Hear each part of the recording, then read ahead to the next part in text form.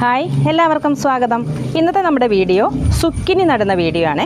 Zucchini എന്ന് പറഞ്ഞാൽ കുക്കുംബറിൻ്റെ വർഗ്ഗത്തിൽപ്പെട്ടതാണ്. നമ്മൾ കുക്കുംബറൊക്കെ സാലഡിനായിട്ട് ഉപയോഗിക്കുന്ന കുക്കുംബറില്ലേ, അതേ വർഗ്ഗത്തിൽപ്പെട്ടതാണ് സുക്കിനി.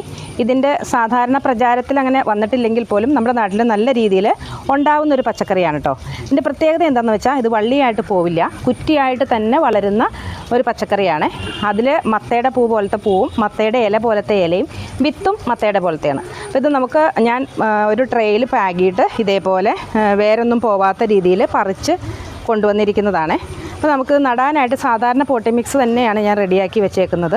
നമ്മൾ ഓൺലൈനായിട്ട് വാങ്ങിച്ച വിത്തുകളാണ്. അത് കണ്ടു കഴിഞ്ഞാൽ ശരിക്കും മത്തൻ്റെ അതേ ഷേപ്പാണ് ഇതിൻ്റെ ഇലകൾക്ക്, അതുപോലെ തന്നെയാണ് വിത്തുകളും ഉണ്ടായിരുന്നത് കേട്ടോ.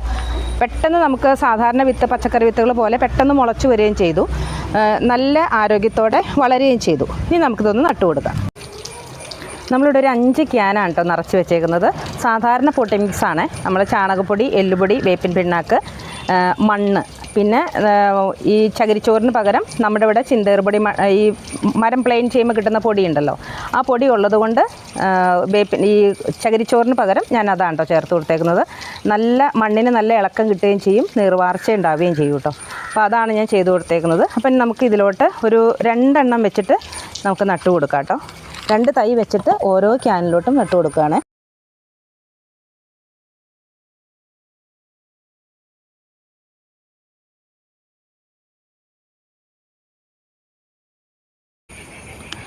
അപ്പോൾ നമ്മൾ സുക്കിനി എല്ലാം നട്ട് കൊടുത്തിട്ടുണ്ട്. നട്ടതിന് ശേഷം നമ്മൾ സ്യൂഡോമോണസ് ലായനി ഒഴിച്ചു കൊടുത്തിട്ടുണ്ട് കേട്ടോ. കാരണം പറഞ്ഞാൽ മഴക്കാലമല്ലേ, അപ്പോൾ ചീച്ചിൽ പോലെയുള്ള രോഗങ്ങൾ, മഞ്ഞളിപ്പൊക്കെ ഇല്ലാതിരിക്കാൻ വേണ്ടിയിട്ട് നല്ലതാണ് കേട്ടോ ഈ സ്യൂഡോമോണസ് ലായനി ഒഴിച്ചു കൊടുക്കുന്നത്.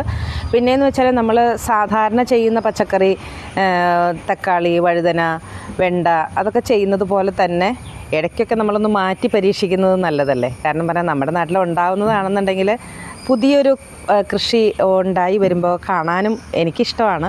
അപ്പോൾ നിങ്ങൾക്ക് ഇഷ്ടമാണെങ്കിൽ നിങ്ങളും ഒന്ന് ട്രൈ ചെയ്ത് നോക്കുക കേട്ടോ. അത്രയേ ഉള്ളൂ ഇന്നത്തെ വീഡിയോ. നിങ്ങൾക്ക് ഇഷ്ടപ്പെട്ടാൽ ലൈക്ക് ചെയ്യുക, ഷെയർ ചെയ്യുക, കമൻറ്റ് ചെയ്യുക, അതേപോലെ തന്നെ സബ്സ്ക്രൈബ് ചെയ്യുക. താങ്ക്